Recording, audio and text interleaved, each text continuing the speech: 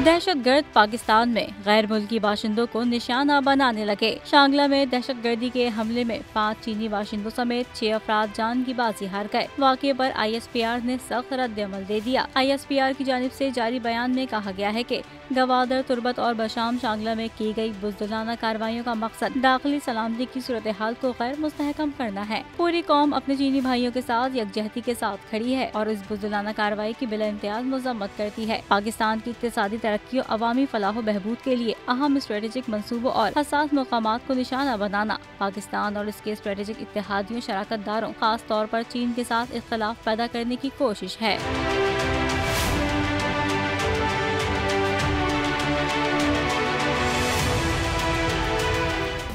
Subscribe करें और bell दबाएं ताकि कोई खबर रह न जाए।